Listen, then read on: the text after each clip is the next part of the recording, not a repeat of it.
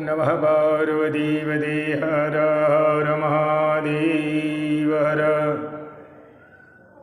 सती और शिव के विवाह के पश्चात शिव और सती का विदा हो कैलाश पर जाना, इस कथा का वर्णन करेंगे। तो ब्रह्मा जी कहते हैं, हे नारद, कन्यादान करके दक्ष ने भगवान शंकर को नाना प्रकार की वस्तुएं दहेज में दी।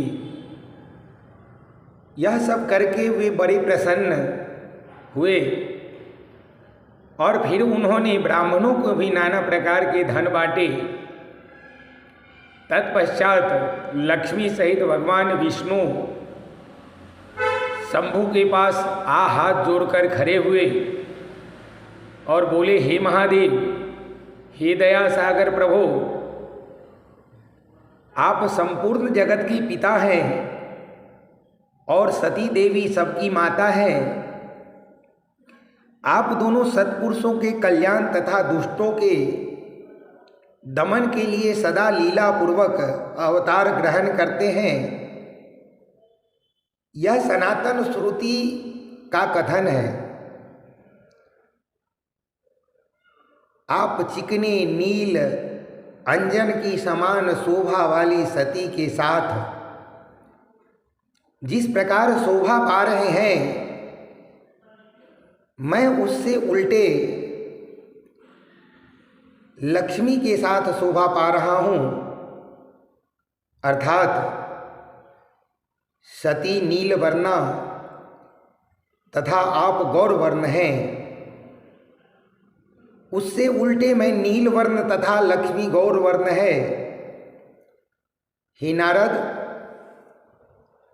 मैं देवी सती के पास आकर गृह सूत्रोक्त विधि से विस्तार पूर्वक सारा अग्नि कार्य करने लगा। मुझ आचार्य ब्राह्मणों की आज्ञा से शिवा और शिव ने बड़े हर्ष के साथ विधि पूर्वक अग्नि की परिक्रमा की।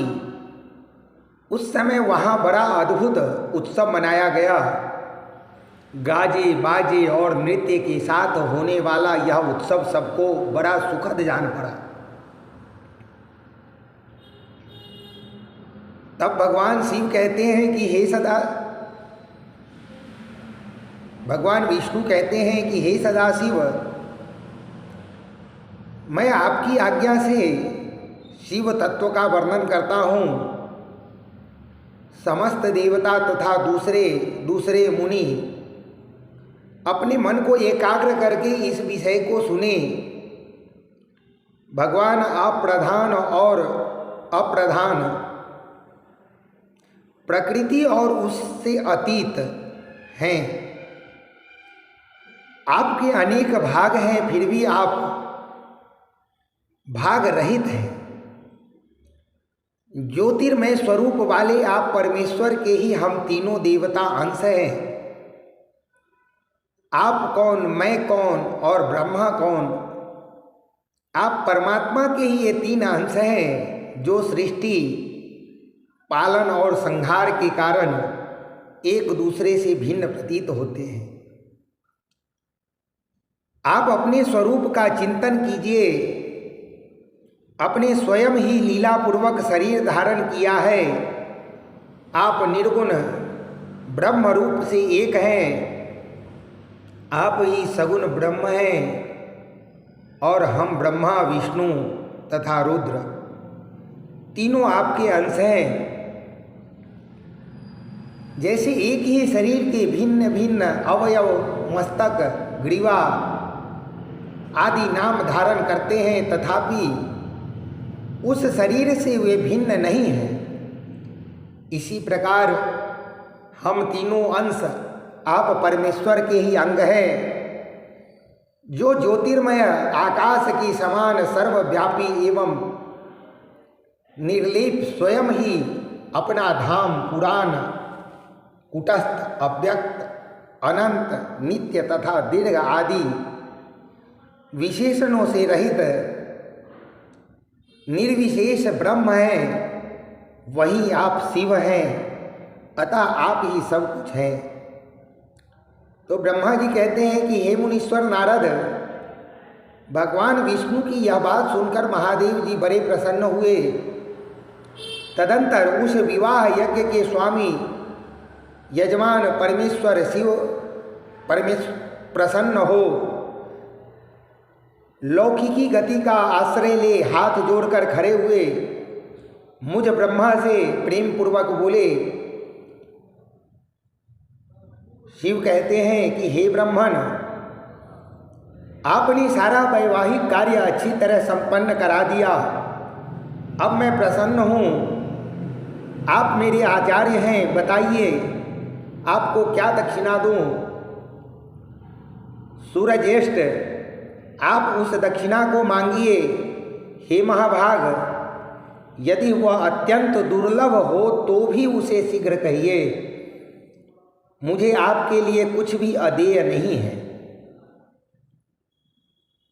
हे मुने, भगवान शंकर का यह वचन सुनकर ब्रह्मा जी हाथ जोड़कर विनीत चित्त से उन्हें बारंबार प्रणाम करके बोला, हे देवेश, यदि आप प्रसन्न हैं और महेश्वर, यदि मैं वर पाने योग्य हूँ तो प्रसन्नतापूर्वक जो बात कहता हूँ उसे आप पूर्ण कीजिए। हे महादेव, आप इसी रूप में इसी वेदी पर सदा विराजमान रहें, जिससे आपके दर्शन से मनुष्य के पाप धुल जाए। हे चंद्रशेखर, अपना सानिध्य होने से मैं इस वेदी के समीप आश्रम बनाकर तपस्या करूंगा, यह मेरी अभिलाषा है। चैत्र के शुक्ल पक्ष की त्रयोदशी को पूर्व फाल्गुनी नक्षत्र में रविवार के दिन इस भूतल पर जो मनुष्य भक्ति भाव से आपका दर्शन करे, उसके सारे पाप तत्काल नष्ट हो जाए, विपुल पुण्य की वृद्धि हो और समस्त रोगों का सर्वथा नाश हो जाए।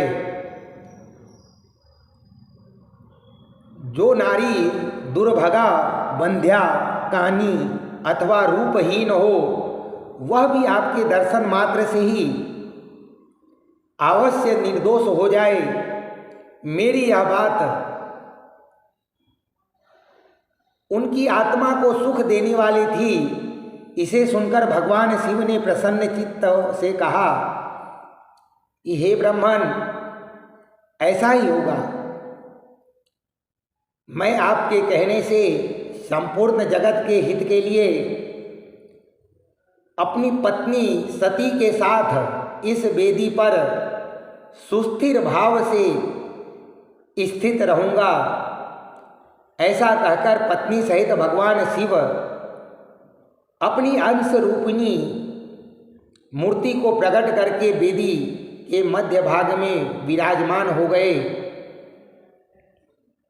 तत्पश्चात स्वजनों पर स्नेह रखने वाले परमेश्वर शंकर दक्ष से विदा ले अपनी पत्नी सती के साथ कैलाश जाने को उद्यत हुए।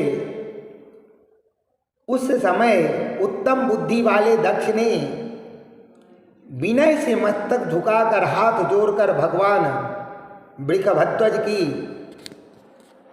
प्रेम पूर्वक स्तुति की। फिर विष्णु आदि समस्त देवताओं, मुनियों और शिवगणों ने नमस्कार पूर्वक नाना प्रकार की स्तुति करके बड़े आदर से जय जयकार किया। तदंतर दक्ष की आज्ञा से भगवान शिव ने प्रसन्नता पूर्वक सती को वृषभ की पीठ पर बिठाया और स्वयं भी उस पर आरूढ़ हो वे प्रभु हिमालय पर्वत की ओर चले।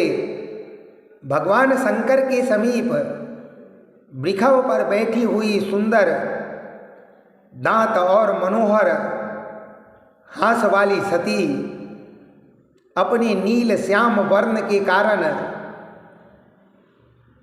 चंद्रमा में नीली रेखा के समान शोभा पा रही थी। उस समय उन नव दंपति की शोभा देख श्री विष्णु आदि समस्त देवता, मारीची आदि महर्षि तथा दूसरे लोग ठगे से रह गए, हिल डुल भी न सके तथा दक्ष भी मोहित हो गए। तत्पश्चात कोई बाजे बजाने लगे और कोई दूसरे लोग मधुर स्वर में गीत गाने लगे। कितने ही लोग प्रसन्नता पूर्वक शिव के कल्याणमय उज्ज्वल यश का गान करते हुए उनके पीछे पीछे चले। भगवान शंकर के बीच रास्ते से दक्ष को प्रसन्नता पूर्वक लौटा दिया और स्वयं प्रेमाकुल हो प्रमथ गणों के साथ अपने धाम को जा पहुँचे। यद्यपि भगवान शिव ने विष्णु आदि देवताओं को भी विदा कर दिया था, तो भी वे बड़े प्रसन्नता और भक्ति के साथ पुनः उनके साथ हो लिए।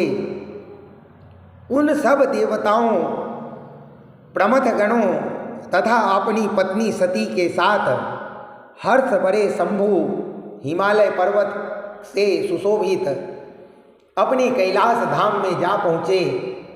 वहाँ जाकर उन्होंने देवताओं, मुनियों तथा दूसरे लोगों का बहुत आदर सम्मान करके उन्हें प्रसन्नतापूर्वक विदा किया।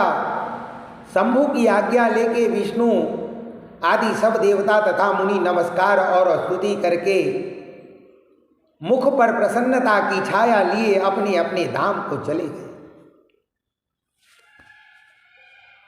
सदाशिव चिंतन करने वाले भगवान शिव भी अत्यंत आनंदित हो हिमालय के शिखर पर रहकर अपनी पत्नी दक्ष कन्या सती के साथ विहार करने लगे।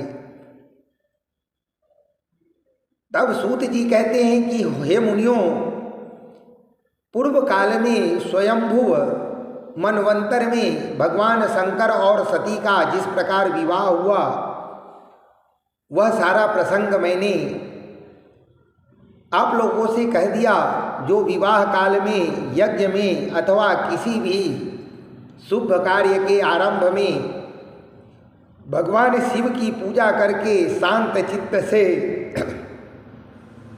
इस कथा को सुनता है, उनका सारा कर्म तथा वैवाहिक आयोजन बिना किसी विघ्न बाधा के पूर्ण होता है और दूसरे शुभ कार्य भी सदा निर्विघ्न पूर्वक होते हैं। इस शुभ उपाख्यान को प्रेम पूर्वक सुनकर विवाहित होने वाली कन्या भी सुख, सौभाग्य, सुशीलता और सदाचार आदि सद्गुणों से संपन्न साध्वी स्त्री तथा पुत्रवती होती है। तो प्रेम से बोलिए शंकर भगवान की जय। नमः पार्वती पते हर हर महादेव।